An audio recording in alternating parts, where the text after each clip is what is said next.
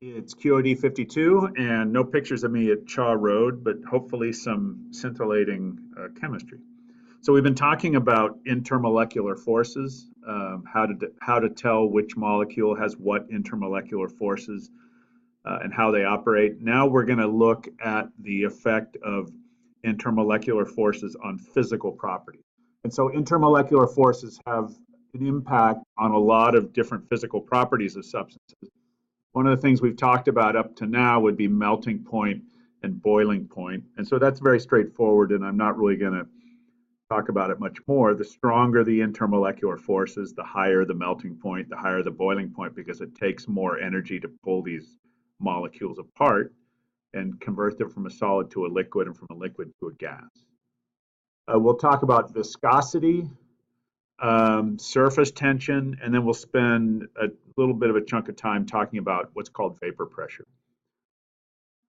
So just at one quick slide on boiling points, just to say here are two molecules that have identical molar masses, acetic acid and propanol, that is propyl alcohol. And so the thing is, though, that the acetic acid, because it's got an OH and then another oxygen on it, you can have two hydrogen bonds between a couple of acetic acid molecules, whereas you can only have one hydrogen bond between a couple of propanol molecules. And so therefore, you've got stronger intermolecular forces with the acetic acid, and it's got a higher boiling point, despite the fact that they have identical molar masses. But we've already really spent time talking about the effect of these forces on melting points and boiling points. Talk about viscosity. Viscosity is defined as the resistance of a liquid to flow. And so viscosity, if you ever see, I don't even know, it's been a long time since I've seen a TV ad for a motor oil and talking about viscosity. But you know, when you pour motor oil or syrup or something like that, it flows really slowly. That's considered to be a highly viscous liquid. And so viscosity is related to the ease with which molecules can slide past each other. And so therefore, you would imagine that if you have stronger intermolecular forces, that viscosity is going to increase. It's going to be harder for that thing to flow. And so here's just a table showing a series of hydrocarbons, hexane, 6 carbons long, heptane, 7, et cetera, through decane, which is 10 carbons long. And you can see, although these are nonpolar molecules that only exhibit dispersion forces, nevertheless, as the molecule gets larger, the dispersion forces get stronger, and therefore the viscosity increases. You can see that going up. Surface tension is the sort of ability of say a liquid to form a kind of skin at the boundary between that liquid and either another liquid that it's not soluble in, or say the boundary between a water drop and the air. And so it's the net inward force experienced by molecules at the surface. That's because, let's just say this is water.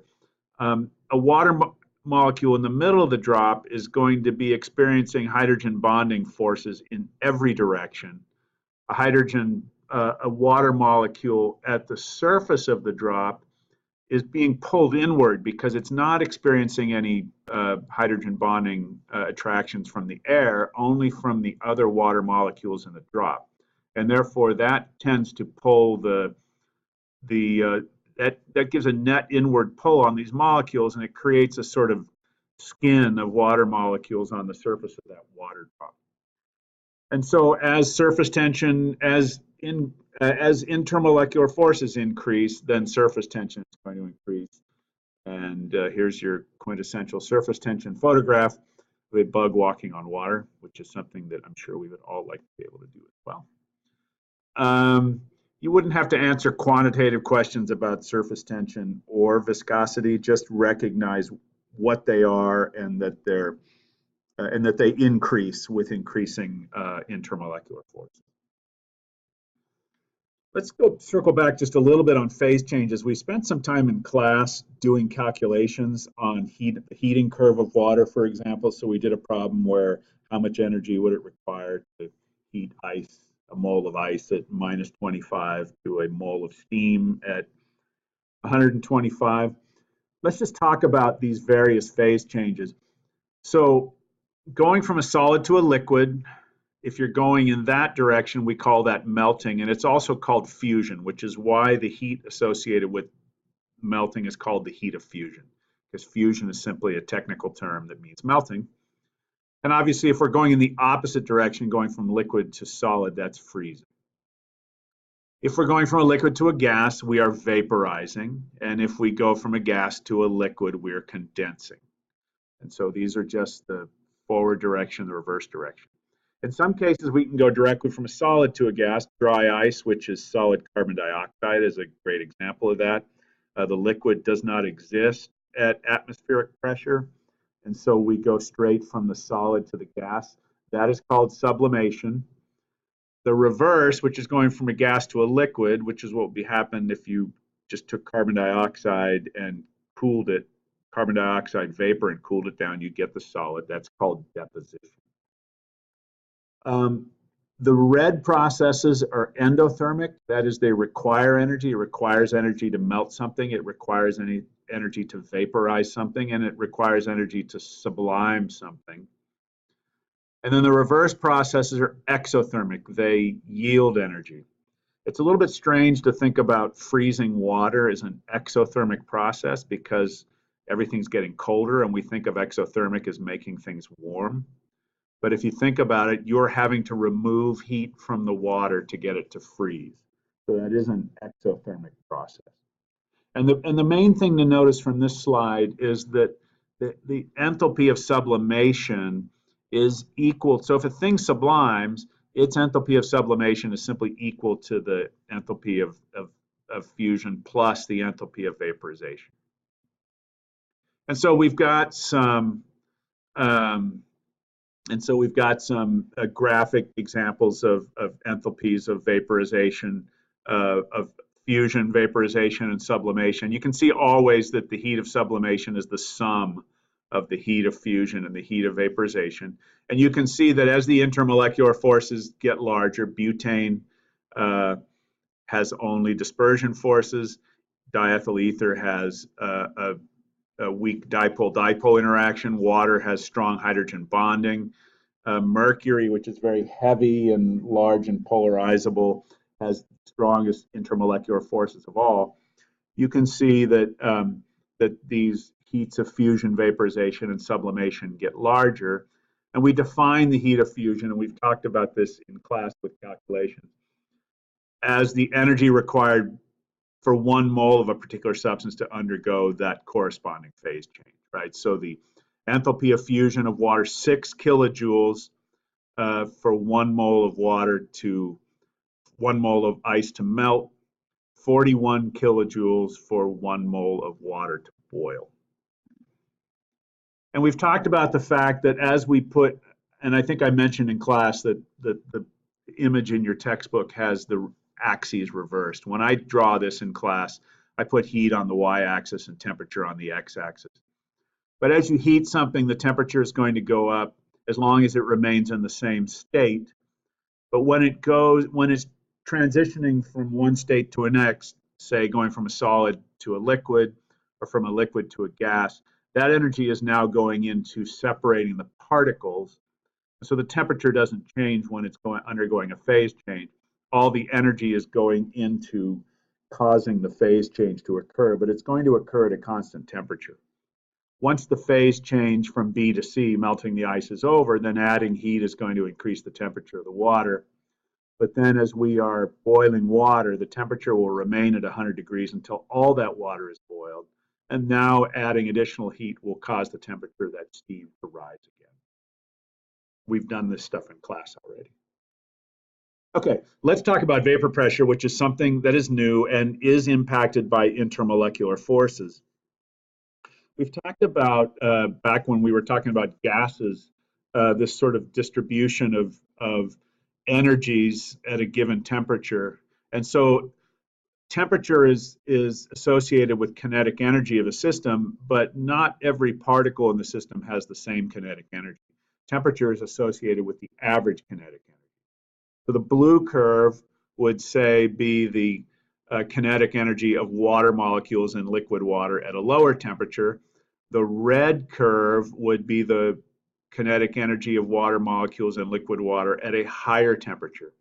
And this dashed line represents, this is the minimum kinetic energy needed for the molecules to escape from the liquid phase into the gaseous phase. And so as you increase the temperature, the percentage of the molecules that have sufficient kinetic energy to escape into the gas phase is going to increase. There's a bigger space under the red curve above this line than there is under the blue curve. And this just represents the fact that things, right, water can evaporate even below its boiling point. Water will evaporate even though it's not boiling, because there is, no matter what the temperature, there is some quantifiable fraction of the water molecules in that sample that have sufficient kinetic energy to escape into the vapor phase, and therefore that is why liquids evaporate even below their boiling point. We can measure this tendency to want to evaporate at various temperatures by what's called vapor pressure. And so let's talk about how vapor pressure works. Here I've got an evacuated flask. I have intentionally evacuated a flask. So there's nothing in this flask, no air, no vapor, nothing. It's got a pressure of 0. And in a addition funnel above it, I've got some, in this case, we're using ethanol as an example. And so if I open the stopcock and let some ethanol in, then I close the stopcock back up again. Let's think about what happened. Initially, all of this ethanol is going to be a liquid, and there will still be no pressure above it. But because some of the ethanol molecules have sufficient kinetic energy to escape, they're going to escape into the gas phase. It's generally the case, you would think about this, if you've got any liquid with a vacuum above it, some of those molecules are going to escape into the gas phase. But eventually it's going to equilibrate such that there are enough particles have escaped into the vapor phase above that liquid that you essentially reach an equilibrium in which the rate of evaporation is equal to the rate of condensation, and you have a steady state system. Well, that system is going to have some specific pressure. And so the one thing that they're not showing in this picture is that you've got some sort of way of measuring the pressure in this flask above the liquid. And that, what's called vapor pressure, the pressure at equilibrium is called the vapor pressure. And that vapor pressure is a function of temperature. So as the temperature goes up, the vapor pressure is going to go up. And so ethanol, you can see that after a few molecules have vaporized, we reach this equilibrium position at which the rate of condensation back into the liquid is equal to the rate of vaporization. So any liquid is going to generate some measurable pressure of that liquid, gas pressure of that liquid above the liquid phase if you have this in an evacuated flask. Well, this is a great graph because, and I'm sure that Dr. Greggs, who loves this sort of graphic representation of data, would really like this graph because it's actually telling you three things. The first thing it's doing is telling you that vapor pressure increases with temperature. So you can see we've got 4 different substances here: diethyl ether, ethyl alcohol, which was the example that we were talking about on the previous slide, water in the blue, and then ethylene glycol, which is used in antifreeze and car cooling systems here in the green. And what you can see that is for each substance, as the temperature increases, the vapor pressure increases. And that's because as temperature increases, a larger fraction of the molecules in the liquid have this sufficient kinetic energy to evaporate and get into the gas phase. That will increase the rate as you increase the temperature, you're going to increase the rate of the forward process until it reaches a new equilibrium at a higher pressure. But the other thing this slide shows us is that vapor pressures are not the same for every substance. Ether has a higher vapor pressure at a given temperature than ethanol does. Ethanol has a higher vapor pressure at a given temperature than water does. water has a higher vapor pressure at a given temperature than ethylene glycol does. And so what determines which, who has a higher vapor pressure at a given temperature? Well, it's going to be intermolecular forces. And so I've given you the structures of these things. Diethyl ether, which has this structure, has a fairly weak dipole, but it's mostly, its predominant intermolecular force is actually dispersion forces, although it does have a weak dipole because it is bent around the oxygen. Ethanol has an OH, and therefore it can engage in hydrogen bonding, and so it's got stronger intermolecular forces. Therefore, it's got lower vapor pressure at any given temperature. Water, we know water is even better at hydrogen bonding than ethanol is, and that's why it's got a lower vapor pressure still at given temperatures to ethanol. And then ethylene glycol, which again is used in cooling systems of water, of cars, and the reason is because it's got such a high boiling point it won't boil off. Ethylene glycol's got two OH groups, and therefore it can really strongly engage in hydrogen bonding. And so ethylene glycol really has no measurable vapor pressure at all below 60 degrees Celsius. You can see that these things are related to strength of intermolecular forces. So two things that I've so far pointed out about this diagram. Vapor pressure increases with temperature. Vapor pressure decreases with increase between substances vapor pressure decreases with increasing intermolecular forces. The last thing has to do with the boiling point. The boiling point of any substance is going to be the temperature at which its vapor pressure is equal to the atmospheric pressure. And so the normal boiling point for any substance is the temperature at which its vapor pressure is 760 degrees. You can see that for ether, which is very low boiling, if we go to where that line crosses 760 torr, and then drop that down, you'll see that that would hit that at about 35 degrees. Ethanol, its vapor pressure crosses 760 torr, or 1 atmosphere, at 78 degrees as we drop that down. Water, its vapor pressure is 760 torr at 100 degrees, which is why water boils at 100 degrees. And you can see that ethylene glycol really doesn't have much of a measurable vapor pressure at any of these temperatures. All right, well, let's move on to our last thing, which has to do with the effect of intermolecular forces on solubility, and that's what our lab experiment has been about. And so chemists will use this term, like dissolves like. So what this really means is that things that are polar are going to tend to dissolve in polar solvents. We also talked about way back in a previous QOD about ionic substances dissolving in polar solvents. You get an ion-dipole interaction. That's, for example, dissolving salt in water.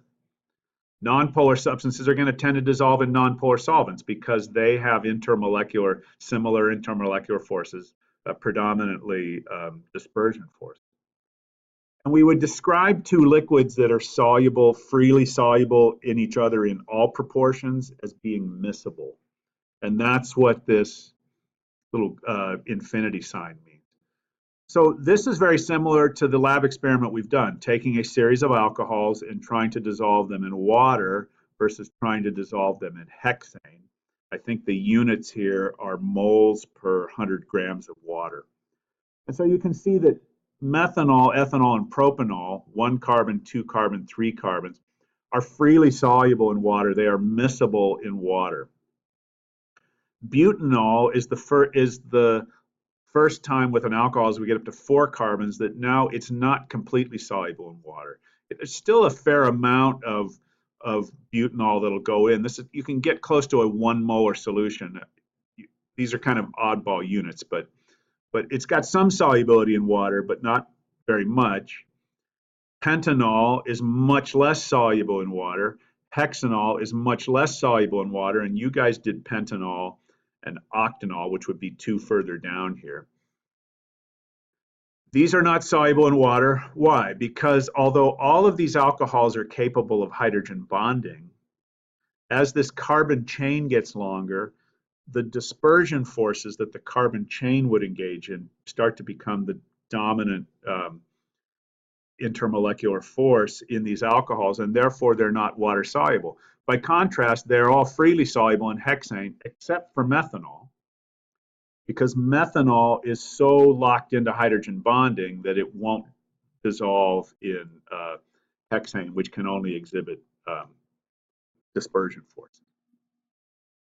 So here's another example. Here are two ethanol molecules. Two ethanol molecules can hydrogen bond to each other. Because they can very easily hydrogen bond to each other, they can also very easily hydrogen bond to water. And so that's why, because the dominant intermolecular force in ethanol is hydrogen bonding, it is water soluble.